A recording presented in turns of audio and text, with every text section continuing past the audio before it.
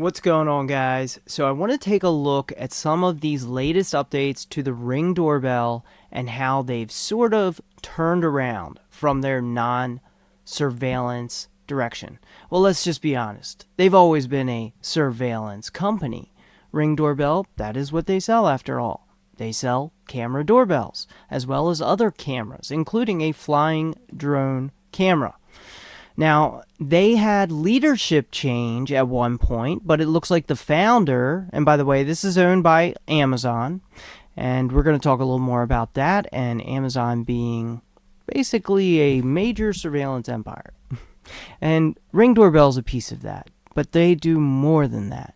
In fact, they have something called recognition with a K in the spelling, and even certain department stores use facial recognition in a networked method where they can share blacklists of customers that were suspicious or maybe misbehaved. And as we know, this can get it wrong quite a bit. So it looks like this person who was going to bring out at one point facial recognition, but there's been a lot of backlash. But what's interesting about that is they still have, last I checked, a head of facial recognition department. Now, part of that could be to identify the owner of the house so you don't get endless notifications. I've never had a Ring doorbell, by the way. I just don't think it's right for me to put a camera facing my neighbor's house, as well as I don't really think it's private. I think that there are always going to be people, of course, at a company that hosts this footage, and they've had partnerships with many police departments all over the country. So there's been a big effort to get live stream access now to customers. That's another thing that has been talked about. So you can actually give the police permission to tap into your video feed, and from there they can do whatever they want with it once they have that kind of access. Now there's also I believe an application, I think it's called Neighbors or something, Neighborhood, that allows people to report suspicious activity in people around the neighborhood. Now, I just think these kinds of things do not make neighborhoods necessarily more safe, but they do increase paranoia. And I've seen this with a couple of my Ring doorbell owning neighbors, where they think that things are always happening. They're always saying what they're seeing on their feed, and did I see this person? Did I see that car? And I don't, worry about that kind of stuff all the time. But obviously, if you're constantly watching your Ring doorbell, you might just get paranoid about anything that looks out of the ordinary. You might suspect your neighbors if you see something that you don't understand. I think it can cause some distrust in communities, potentially. Now, it could work very well for some, so I'm not telling you to throw it out, but I kind of am. But I'm not, of course. If you like it, I say keep it, whatever works for you. But you should be aware that, of course, the company and anyone they choose to, if they were to ever choose to add access to others, that's out of your control.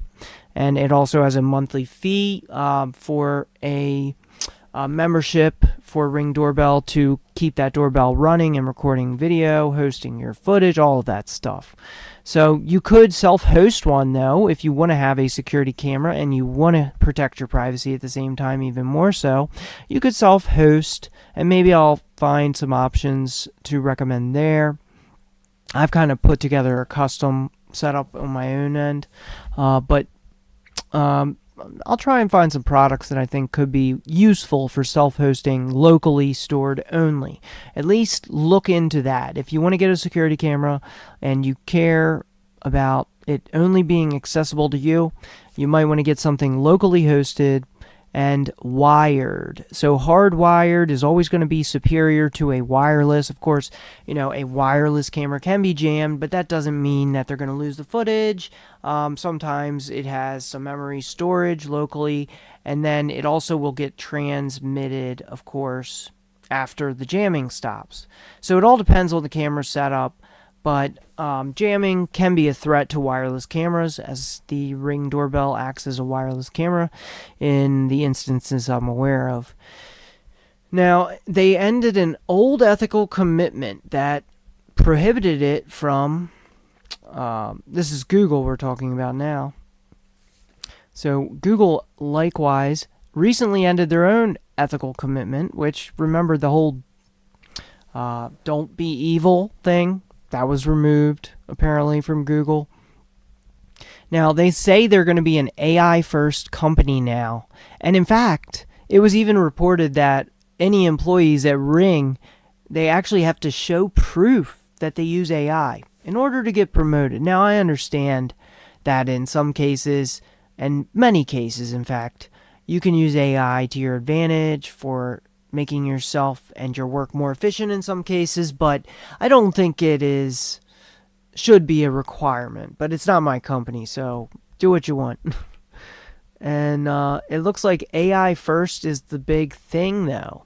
Now, one of the things I found about this was that they now have descriptions. So when Ring doorbells, instead of having a direct facial identification, facial recognition, which they say they're still not doing facial recognition, but they do own, the same owner owns a facial recognition company. And technically, if you wanted to, if you were the owner of a camera company, just let's say it's another one, and you also had a facial recognition video feed company, you could very easily feed any video into that facial recognition company. And I'm not saying that's what's happening at all, but it's worth knowing that the same company that owns the doorbell also owns a video feed analysis application called Recognition that can allow for facial recognition, can also supply various, as I said, department stores, public places, to actually share information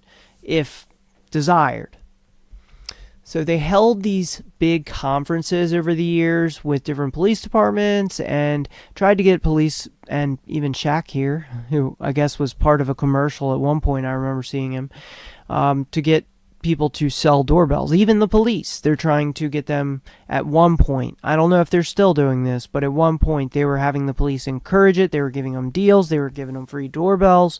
All of that stuff. So it was a big conference. Last I checked, it was over 600 different agencies, I believe. And of course, there we have the founder, or at least the guy in charge, and then we have Shaq from a Ring commercial. Now, this is a bit of an old article, but I pulled it up for that reason. Now, another thing, they also, Ring Doorbell, had a partnership with a company called Axon. And this was part, see here it has it in this paragraph here. They were going to roll out partnering with Axon, which is to build a new tool to allow police to request that Ring footage directly from users. Now, it does sound like they're rolling back this, according to this article, and also Business Insider. Unfortunately, Tor was blocked on it, but you get the idea. So they're planning to roll back some of those reforms that Ring made, partly partnering with Axon to allow sharing of your footage with police, with your permission, they say, of course. So that part's good. Now, what's about Axon? What is that? Well, I did an article on Axon, actually, or a video, rather, and they made a product, taser-armed drones. And they said it could be good to have in schools for if there was an event, if you know what I'm saying. But I'm not so sure I feel comfortable having taser-armed drones potentially roaming out in public above us. That just is not the direction, of course, that I like to head as a society. But, I guess we'll see if this product really gets out. This was 2 years ago when I did a video on this article, actually. And these are non-lethal, as they say, drones. Now, of course, if you have a heart problem or something, it can be dangerous.